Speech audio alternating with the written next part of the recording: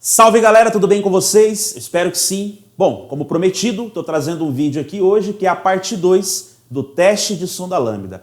Nesse vídeo eu vou mostrar para vocês como fazer o teste lá no carro. Então fica com a gente aí que o vídeo tá bem legal. E se você não viu nem a parte 1, eu vou deixar o cardzinho aqui, ó. É só clicar nele e você vai ver a parte 1 desse vídeo onde eu mostro o teste dentro da central. Então uma coisa vai casar com a outra. Você vai perceber como é o circuito dentro da ECU e agora nós vamos mostrar para vocês como fazer o teste lá no veículo, beleza? Então se você ainda não é inscrito no canal, clica no botãozinho vermelho aí de se inscrever, ativa o sininho de notificações para você não perder a série de vídeos que nós estamos postando.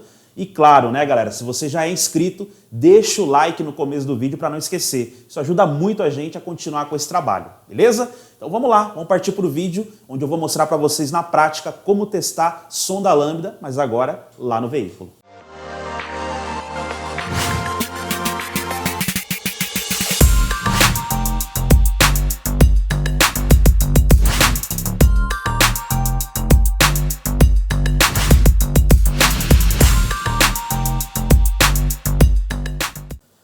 É isso aí, a gente vai fazer o teste aqui nesse carro, tá? Um Sandero 1.6 8 válvulas, lembrando que não é o mesmo módulo que a gente usou lá na primeira aula, mas o circuito aqui, o sinal da sonda, tudo que a gente precisa testar vai ser idêntico, tá? Essa aqui é a sonda número 1, tá vendo que ela tá bem próxima aqui à saída do escape, esse é o cabo dela que vai lá para baixo, até difícil ver. Esse carro ele possui duas sondas, a sonda pós-catalisador, que é essa aqui. A gente vê o cabinho dela também, o conector. E o mesmo teste que eu aplico na sonda 1, eu posso aplicar aqui na sonda 2 também, tá? Bom, aqui o que eu fiz? Ó? Eu puxei para cima para deixar um pouco mais visível, mais fácil de ver, tá? Mas é isso aí, a gente consegue notar aqui ó, que existem alguns cabos, fio na cor cinza, um fio na cor preta e dois fios na cor branca, tá? Fio cinza, ele é um aterramento. É um aterramento que a central manda para o elemento sensor aqui da sonda lambda, tá? Lembrando que esse elemento sensor ele é um dióxido de zircônio e ele precisa de uma carga de elétrons, por isso um aterramento. Fio preto é o sinal da sonda para a central e os fios brancos são basicamente positivo e negativo que vem para a sonda para ela ligar o aquecedor. Lembrando que um desses fios vem via relé, então ligou a chave vai ter positivo e o outro fio, a central, ela que manda um sinal PWM, tá? E aí eu vou fazer o teste no aquecedor dela primeiro, vou usar essa agulha e vou aplicar diretamente ali no pino 4, tá? Que é esse último fio branco aqui, ó.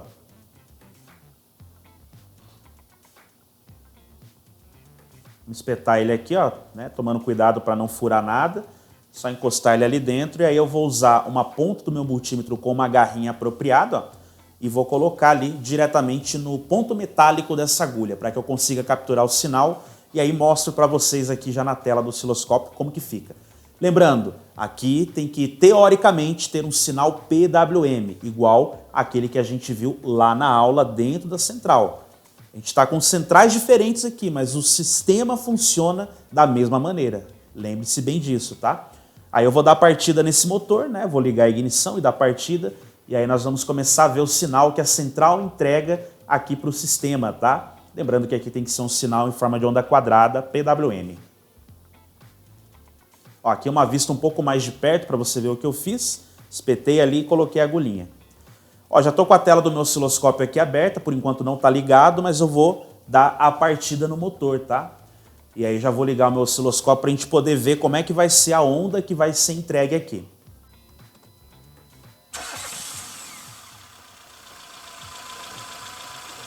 Ó, com o osciloscópio ligado, né, eu apliquei aqui uma tensão por divisão de 12 volts, não, desculpa, de 5 volts aproximadamente, tá? E aí eu já consigo ver, ó, existe uma onda quadrada, tá? Esse aqui é um sinal PWM, tá, pessoal? Um sinal com uma amplitude aqui próxima a 14 volts, tá? E o detalhe importante é que a central está trabalhando esse sinal aqui. Ou seja, no momento que nós vemos essa onda em amarelo caindo a zero, caindo ali para baixo, naquele nível zero, é exatamente o momento que a central está ligando, né, o aquecedor. Detalhe importante, né, pessoal, que esse veículo aqui está frio. Então, para a gente conseguir testar o aquecedor, eu vou colocar aqui o osciloscópio, né, na ponta adequada e o veículo tem que estar frio.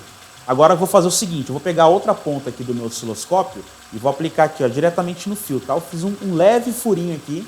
Não façam isso, que não é legal, mas eu fiz aqui para ficar fácil.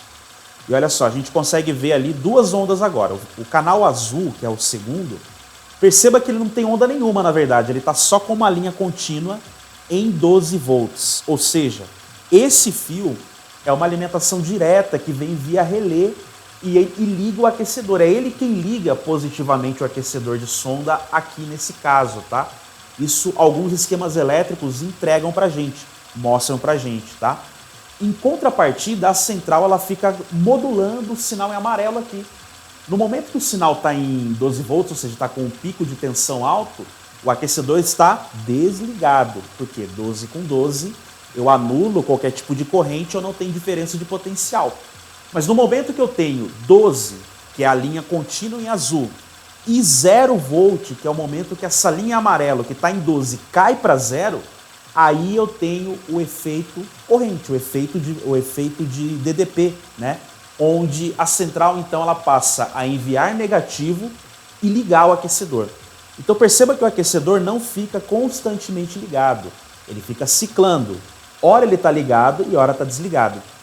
É como se você fosse numa tomada e ficasse apertando o interruptor várias vezes e a luz ficasse ligando e desligando, tá? Detalhe que esse veículo está frio, por isso que nós temos então esse sinal PWM acontecendo.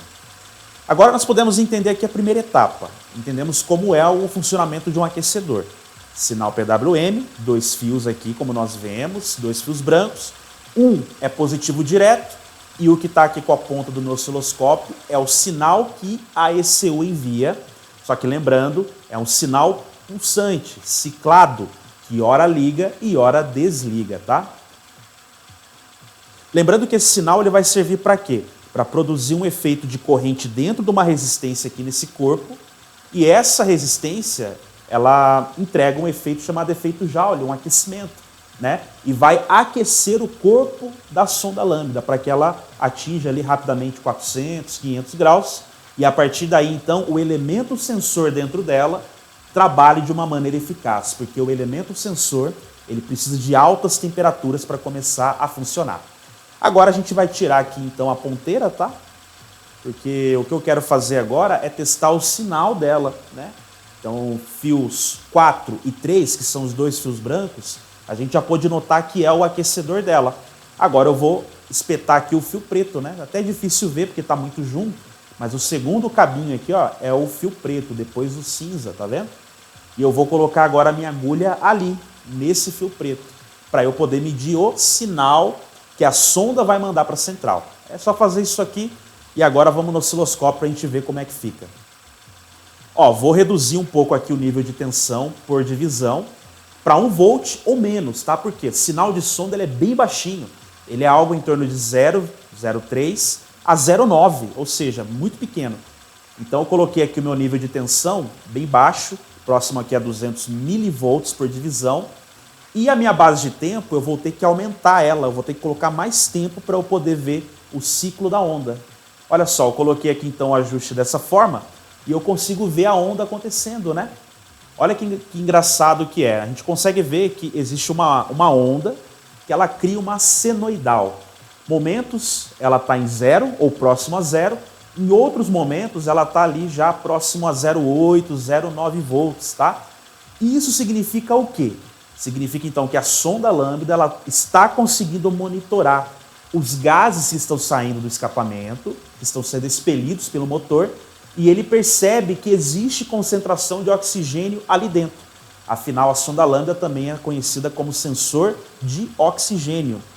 Então, toda molécula de oxigênio que sai ali sem ser consumida pelo efeito do fogo, sem entrar em combustão, ela vai ser mensurada, ela vai ser medida por esse sensor. E aí que tá, existe dentro da central um cálculo específico chamado fator lambda, onde esse fator lambda ajuda a ECU, ajuda, digamos assim, ali a parte da memória, né, a parte de gerenciamento, a entender como está a situação e como o sinal da sonda lambda interfere na mistura. Porque olha só que engraçado, quando o sinal aqui está bem baixo, próximo a 0, isso está querendo dizer que houve uma queima anterior onde a mistura foi muito pobre, ou seja, teve uma concentração muito grande de oxigênio, e esse oxigênio não atomizou direito ali com o combustível, e aí, como consequência, muito oxigênio saiu sem queimar pelo escapamento, porque teve pouco combustível para atomizar de uma forma correta, para criar uma estequiometria correta. Já em contrapartida, quando o sinal da sonda ele está mais próximo ao nível alto aqui, né, próximo a 600, 700, está querendo dizer que a mistura foi muito rica, ou seja, teve muito combustível e pouco oxigênio, né, para conseguir atomizar corretamente. Né? E aí a consequência é que teve poucas moléculas de oxigênio saindo, porque, lógico, numa queima nem todas as moléculas de oxigênio são consumidas, claro. Mas existe um limite onde a gente consegue mensurar se a mistura teve muito combustível ou se ela teve pouco combustível. E com base nisso, galera, a central ela faz o quê? Corrige automaticamente a mistura, colocando uma mistura rica, aumentando o tempo de injeção ou reduzindo drasticamente o tempo de injeção. Aqui ó, eu reduzi um pouquinho o ajuste do meu osciloscópio e agora a gente consegue ver, né, como que é o sinal corretamente. Ó, valores máximos e valores um pouco menores aqui. Ó. Outro ponto importante, quando nós aceleramos esse veículo, a tendência é que esse sinal aqui ele aconteça com uma frequência maior. Eu vou acelerar para vocês verem. Ó. Olha só, estou mantendo aqui a aceleração do carro mais constante, um pouco maior. E a gente consegue ver ali que existe mesmo uma onda acontecendo mais vezes. Ou seja, a sonda está oscilando de uma forma mais rápida, porque a ICU está corrigindo a mistura de uma forma mais rápida. Isso é muito legal, né? E a gente percebe claramente, quanto mais aceleração aplicamos, mais rápido é esse sinal. Né? Uma coisa muito importante para que se mantenha coerentemente o consumo do carro em alta. Se isso não acontecer, você vai perder um pouco o parâmetro ali de consumo de combustível. O carro vai gastar um pouco mais. Bom, como eu falei para vocês aqui, eu fiz o teste usando o osciloscópio, muito simples. Podemos ver aqui como uma sonda que está funcionando corretamente trabalha e como o aquecedor dela também funciona, né, de forma correta. O que é legal aqui é que a gente já teve aqui um eletroventilador que já entrou, já funcionou. Então, ou seja, o veículo já está em temperatura de trabalho. Agora a gente pode ver o seguinte, vamos ver como é o sinal do aquecedor de sonda com o veículo quente. Ó, vou voltar aqui para o osciloscópio, vou ajustar ele porque eu estava medindo um sinal muito baixo. Vou colocar aqui ó, 5 volts por divisão. E agora a gente percebe ó, que não tem mais aquela queda que a gente via anteriormente ali a zero. Né? O que nós temos agora é simplesmente um retorno de 12 volts que ainda existe nela, só que a central não está ligando mais o aquecedor. Ele parou de funcionar. Isso é bom porque mantém a vida útil do aquecedor, ou seja, da resistência lá dentro, que tinha veículos antigos que queimava muito aquecedor de sonda por conta disso. Né? E outro detalhe é que a central também ela mantém a vida útil dos componentes lá dentro. Né? Muito bacana. Agora eu vou tirar então aqui ó, essa parte do teste com o osciloscópio e vou colocar um multímetro para a gente poder monitorar a mesma coisa. O aquecedor eu não vou colocar porque já não tem como ver mesmo, mas agora eu vou colocar o multímetro no sinal da sonda, no fio preto, tá? Ah, detalhe, ó, o cinza aqui, se eu quiser testar, eu posso colocar o meu multímetro, a ponta preta aqui, e a ponta vermelha do meu multímetro eu coloco no 12 volts. O que eu tenho que ter é 12 volts, porque tem que ter uma diferença de potencial. E o fio preto nós vamos ter aquele sinal que a gente viu no osciloscópio, mas agora eu vou ver ele em forma de números, de dígitos, tá? Bom, aqui ó, no meu multímetro a gente sabe bem que como o sinal da sonda ele é muito baixo, ele trabalha ali algo próximo a 1 volt no máximo, eu vou colocar aqui ó, o meu ajuste do multímetro em 2 volts, tá? Lembrando, 2 volts contínuos, tá? DC.